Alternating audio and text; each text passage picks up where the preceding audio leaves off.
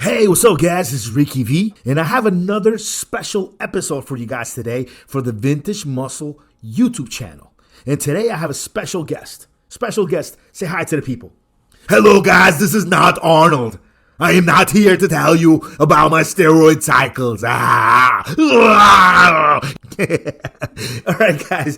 That's a little bit of comedy for you. Today's episode is just a little bit more lighthearted than the rest. Today, I'm going to speculate on what Arnold would have used if the Vintage Muscle products were available to him at that time. It's a real special episode. I think you guys are really going to enjoy this one, so hang on. Most of us guys into our 40s know Arnold Schwarzenegger full well. Maybe some of these younger kids think he was just the governor of California. They don't really know much about the guy, but you listen to this. If you're around my age group, even a little bit older than me, you know who Arnold is. Many of us got into bodybuilding and shaping our physique from watching Arnold, the ultimate action hero. I mean, this dude was incredible.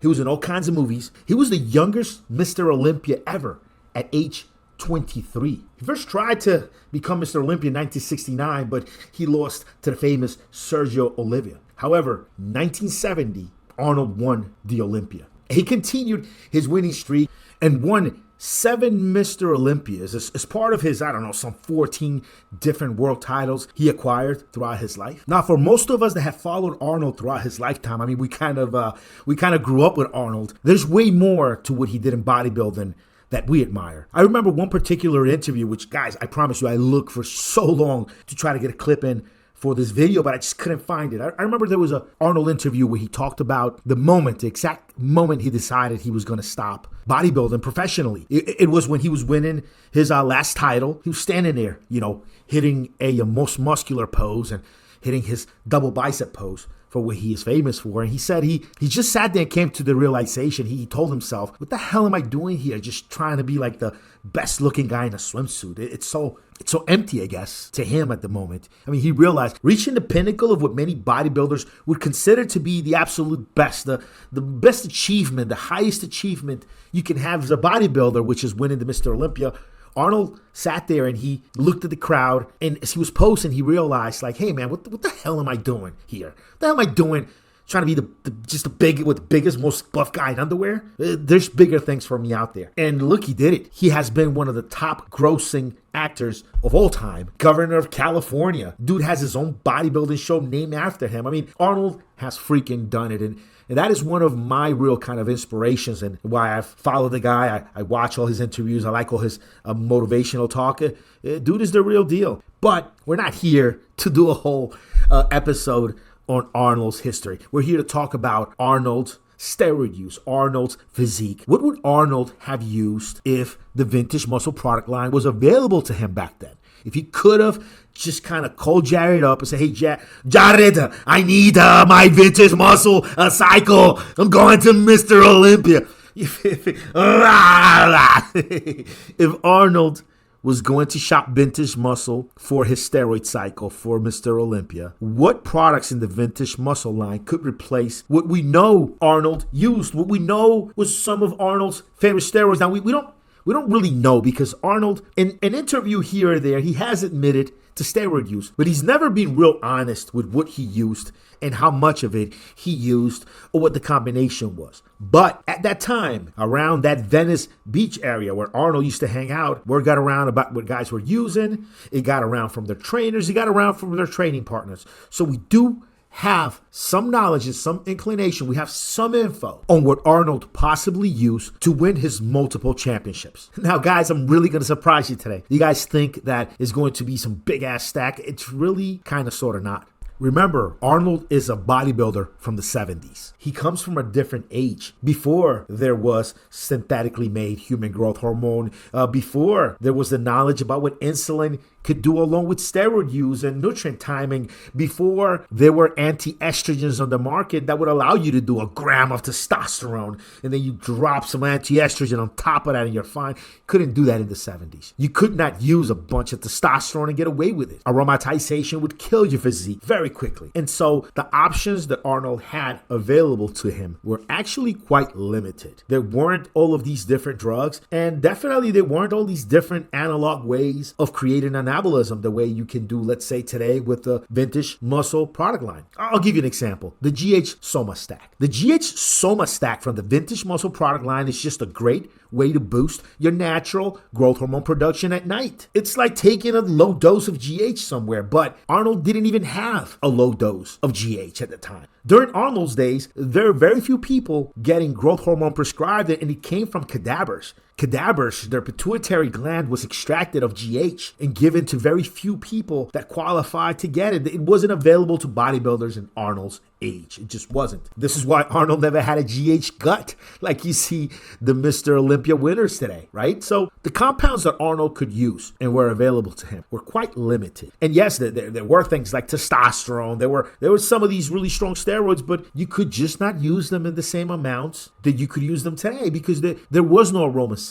There was Novadex was around, but it wasn't until the late 80s, early 90s that Dan Duchesne figured out you could use Novadex as an anti-estrogen for bodybuilders. Bodybuilders did not know that about Novadex for years. And it wasn't until the mid 90s or something like when we had Arimidex, aromasin. So definitely high dosages of test or just stupid, ridiculous amounts of Dianabol were just not on the menu. Although those steroids were available back then, nobody would use enough or high enough amounts of things like Dianabol or testosterone to give you gynecomastia symptoms. It was just a different world when it came to steroid use, guys. Look, I promise you I've done all the research, and I didn't just do the research to come here today and do this recording. I've been doing this research for ages. Ever since I was reading Muscle Media 2000 back in the 90s, all the way until this year even. I think the kid from More Plates, More Dates did a whole episode about Arnold like a year ago. I've watched everything on the guy.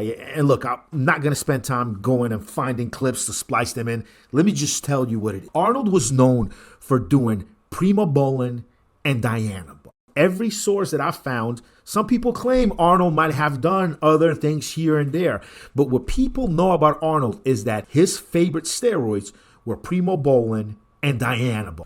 Now, how do you recreate that? How do you recreate a contest stack for Arnold using the vintage muscle product lines to recreate the effect of doing a contest prep cycle with primobolan and Dianabol? I'm going to tell you guys right now. Okay, now, so remember, guys, this is the 70s. Guys were more worried about secret training methodology and secret diet programs than they were about how many drugs you can stack on top of each other. It was pretty well established that more drugs just meant more side effects. So how would Arnold build a contest prep cycle? Here's the way to do it. Arnold would most likely to not do a 4-week bulking cycle. During this 4-week bulking cycle, he would work on any body parts that he deemed might have been weak. Now, in interviews, Arnold has said that his body's just perfect. And if he put on any more mass on any one of his muscle groups, he would have had to put mass on all over. But every bodybuilder knows going up to a competition, there are some weak body parts you want to focus on. So most likely than not, Arnold would have focused on mass,